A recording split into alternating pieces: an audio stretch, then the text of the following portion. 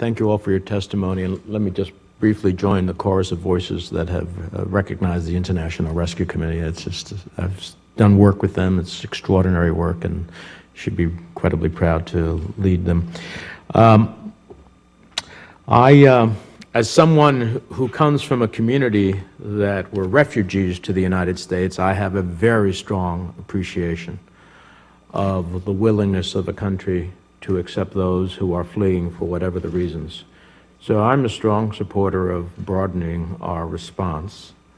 But I also understand that at the core of the problem, as Ms. Lindbergh said in her testimony, that the most generous contribution of the United States only scratches the surface. That at the end of the day, unless we get to the root causes, we are treating symptoms, but not the causes of what makes people flee from their home. And in this case, in the case of Syria, the ongoing conflict. The barrel bombing, which unfortunately is in and of itself is a horrific act, is also exacerbated by the use of chlorine gas in violation of international standards, as well as my thought was that when this committee passed an authorization for the use of force to stop Assad's use of chemical weapons against his people, that we would be looking at a permanent stoppage of chemical weapons against his people. And while I certainly rejoice in the fact that we did do a lot to relieve the risk to the people of Syria by a variety of chemical weapons, we have not relieved them from the total risk at the end of the day. And so at some point, it is hollow if you don't follow through. So what I wanted to get a sense here, first of all, is on your question, that on your statement, the most generous contribution of the United States scratches the surface, and maybe Mr. Miliband, you can help me with this too. In other countries, the numbers of refugees that are flowing into them, what would be roughly the percent vis-a-vis the population of their countries that are taking place? Whoever can answer that for me. Well, I can say it's 1/4 of the Jordanian population. In Iraqi Kurdistan, it's 1/5 of their population. These are unimaginable numbers to have occurring in U.S. or Europe. 20 to 25%. 25% of the population in Jordan is a Syrian refugee right now.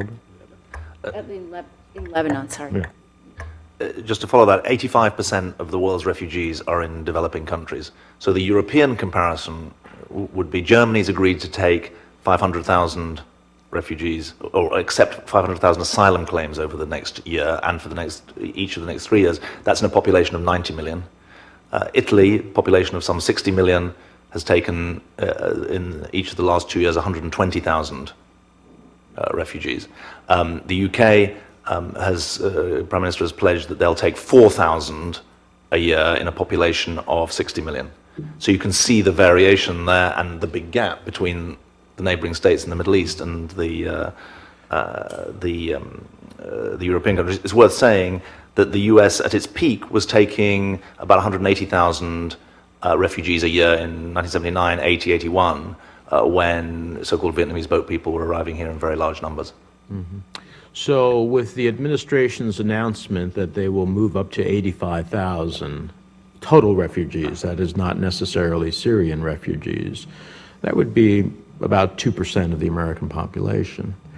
So I say that in the context of understanding the challenges of other countries here compared to what the United States is looking at.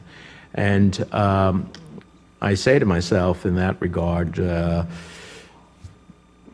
you know, we are either going to choose to help countries where, in fact, the refugees are flooding to in the first instance, and to be more robust about it, or we have to think about what is a number that is acceptable here in the United States as part of an international commitment. But I want to go to the core question, which is, how do we stop?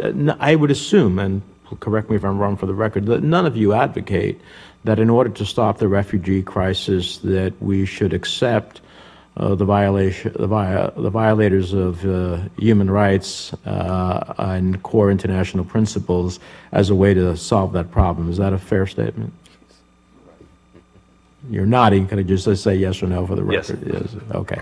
So if that is the reality, that means in the case of Syria, moving away from Assad, even if it's in a transitional, but at the end of the day, moving away from Assad. And I only see the circumstances getting worse, not better. We're doing nothing to stop the barrel bombing, including that with chlorine gas. We have Russia that is now sending all types of military hardware and creating an air base for itself in Syria. I see at the end of the day that they have been a patron of Assad and will continue to be a patron of Assad until they see a solution that protects their interests at the end of the day.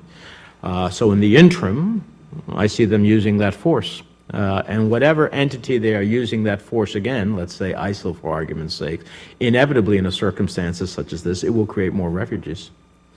And I see Iran that has continued to support Assad. So I don't see a lessening of the refugee crisis. There are still, as I understand it, millions displaced who have not become refugees. At some point, their displacement is going to lead them to be refugees, and when it leads them to be refugees, we're going to even have a more significant crisis.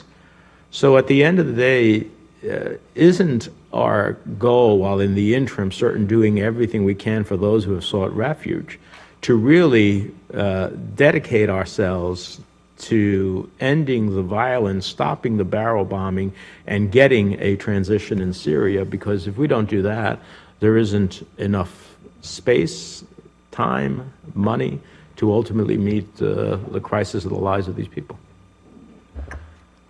Senator, I think you spoke very powerfully about symptoms and causes, and you have to treat the causes as well as the symptoms, I think you're saying, and you're absolutely right. The way I would put it for my own organization's work is that we can staunch the dying, but it takes politics to stop the killing. And that's the fundamental challenge that we face. Now, staunching the dying is very, very important.